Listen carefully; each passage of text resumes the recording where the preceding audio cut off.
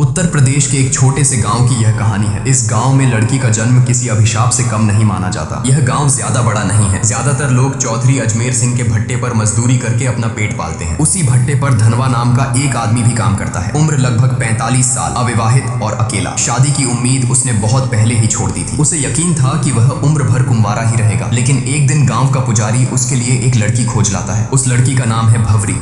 उम्र करीब 21-22 साल। गांव में लोग कहते हैं कि वह बड़ी मनहूस है। वजह भी अजीब है। अब तक उसकी 3 बार शादी तय हुई, लेकिन हर बार दूल्हा मौत के मुंह में चला गया। एक की मौत तो मंडप में ही हो गई, दूसरा रिश्ता कभी मुकाम तक पहुंचा ही नहीं, और तीसरा तो सबसे दर्दनाक, शादी के दिन ही दूल्हा घोड़े से गिरकर मर गया। भवरी की शादी में आए 5 खास लोग कहानी की असल परत खोलते हैं। पहला है चौधरी अजमेर सिंह, गाँव का सबसे बड़ा जमींदार और रोजगार दाता। दूसरा है उसका मैनेजर सौरभ, जो पहले मजदूर था लेकिन अब चौधरी का खास गुंडा बन चुका है। मजदूरों से हफ्ता वसूली करना और उन पर दबंगई दिखाना उसका काम है। तीसरा है गांव का पंडित, धर्म के नाम पर ढोंग करना, पैसों के लिए तंत्र मंत्र रचाना और औरतों की इज्जत लूटना, यही उसका असली चरित्र है। चौथा है गांव का दुकानदार, जो उधार तो देता है लेकिन बदले में औरतों के जिस्म पर बुरी नजर डालता है। और पांचवा, सबसे खतरनाक, गांव का डॉक्टर, जिसे लोग भगवान का रूप मानते हैं लेकिन असल में वह इंसानियत का सबसे बड़ा गुनहगार है। भवरी की शादी में चौधरी के 2 छोटे भाई दया और गोपाल भी मौजूद हैं। दोनों ही अपने बड़े भाई पर गुस्सा निकाल रहे हैं कि उसने धनवा की शादी इतनी जवान और खूबसूरत लड़की से कैसे होने दी। ये दोनों गांव के छठे हुए बदमाश हैं। गांव में शायद ही कोई ऐसी लड़की बची हो जिस पर उनकी गंदी नजर न पड़ी हो। शादी वाले दिन जब पूरा गांव दावत में मस्त था, उसी रात चौधरी के दोनों भाई ने वह किया जिसकी किसी ने कल्पना भी नहीं की थी। वह गांव की एक मानसिक रूप से विक्षिप्त लड़की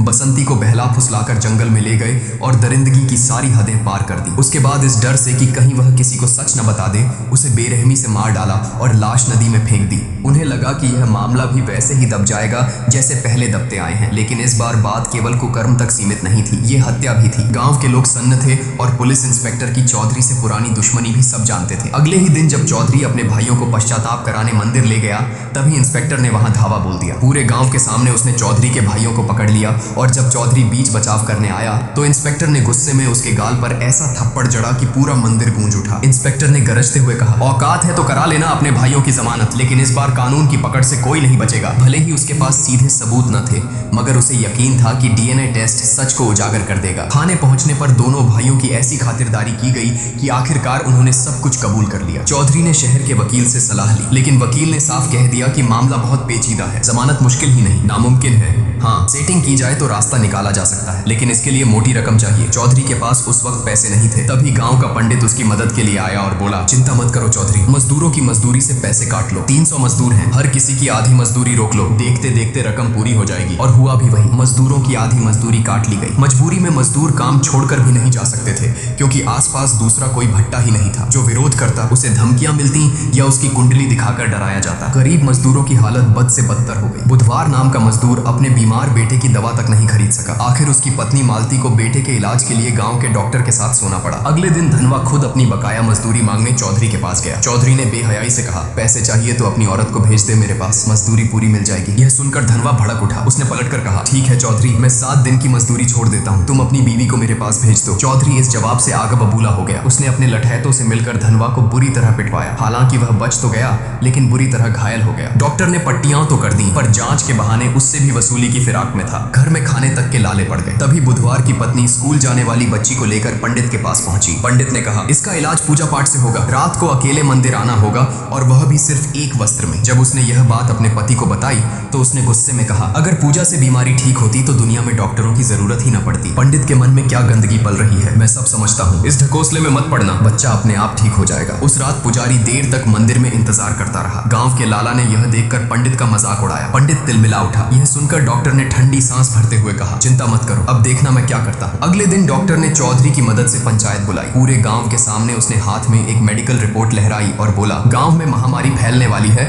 और इस बीमारी का कारण है धनवा। लोग सन्न रह गए। बीमारी का नाम किसी ने सुना नहीं था, लेकिन रिपोर्ट देखकर सभी डर गए। गांव अनपढ़ और अंधविश्वासी था, इसलिए डॉक्टर और चौधरी का झूठ आसानी से सच मान लिया गया। भीड़ में खुसुर फुसुर होने लगी। नतीजा यही निकला कि धनवा को गांव से बाहर निकाल दिया गया। बेचारा धनवा गांव के बाहर एक टूटी फूटी झोपड़ी बनाकर रहने लगा। उसने भवरी को भी खुद से दूर कर दिया ताकि उसे भी ये बीमारी न लग जाए। भवरी अकेली पड़ गई। गांव में अब उसके लिए जीना और भी मुश्किल हो गया। काम की तलाश में उसने चौधरी के भट्टे का रुख किया, लेकिन वहां उसकी जिंदगी नरक से भी बदतर थी। मजदूरों और लठैतों की नजरें उसके जिस्म पर गिद्ध की तरह टिकी रहती। इसी दौरान मुंबई से एक जवान लड़का गांव आया। वह मजदूरों की हालत पर डॉक्यूमेंट्री बना रहा था। उसकी देखभाल का जिम्मा भवरी को दिया गया, खाना पकाना, सफाई करना। शूटिंग पूरी होने के दिन मूसलाधार बारिश हो रही थी। लड़के को छोड़ने जाते वक्त रास्ते में दोनों भीग गए और अंधेरे में एक दूसरे से लिपट गए। भवरी को लगा कि यह पल किसी ने नहीं देखा, लेकिन सोरेन के आदमी ने उन्हें रंगे हाथों देख लिया। अगले ही दिन यह खबर आग की तरह गांव में फैल गई। पांचों बड़े रसूखदार बौखला गए। लड़के को सबके सामने बुरी तरह पिटवाया गया और पंचायत में भवरी पर आरोप लगाया गया।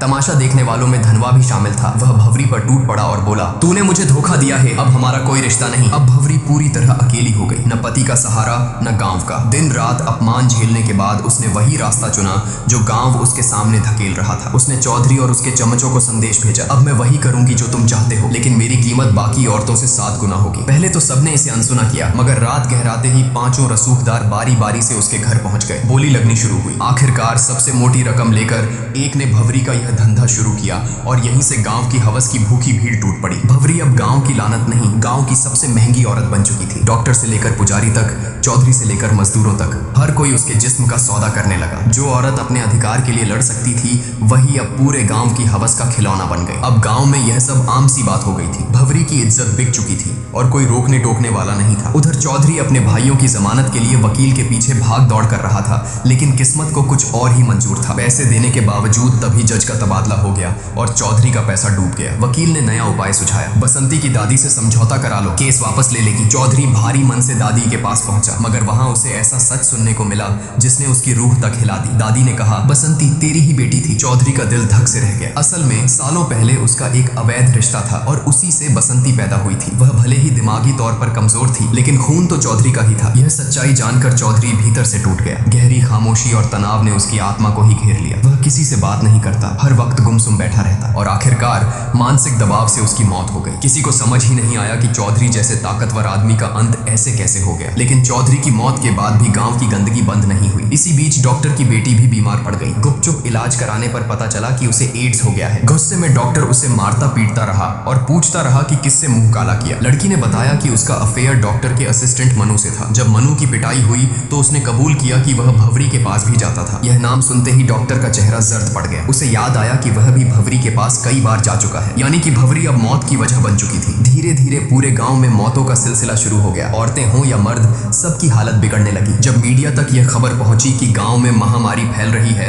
तब 100 से ज्यादा शवों की जांच की गई। रिपोर्ट सामने आई तो एड्स का पता चला। गांव में हाहाकार मच गया। अब लोग किसे दोष दें? सबकी उंगलियां धनवा की तरफ उठी, क्योंकि वही था जिसे सालों पहले एड्स की बीमारी हुई थी। गुस्साए गांव वाले उसे पीट पीट कर थाने ले गए, लेकिन जब उसका खून टेस्ट हुआ तो सच्चाई सबके सामने आई। धनवा को कभी बीमारी थी ही नहीं। असल में डॉक्टर ने पंचायत में झूठी रिपोर्ट दिखाई थी। असली बीमारी भवरी तक पहुंची थी उस मुंबई वाले लड़के से जो डॉक्यूमेंट्री शूट करने आया था। वहीं से यह जहर पूरे गांव में फैल गया। अब गांव वालों का गुस्सा फट पड़ा। सच्चाई जानकर उन्होंने डॉक्टर, लाला, पंडित और सोरेन को घेर लिया। पुलिस ने भी आंखें मूंद लीं और उस दिन पूरा गांव भेड़ियों की तरह उन पर टूट पड़ा।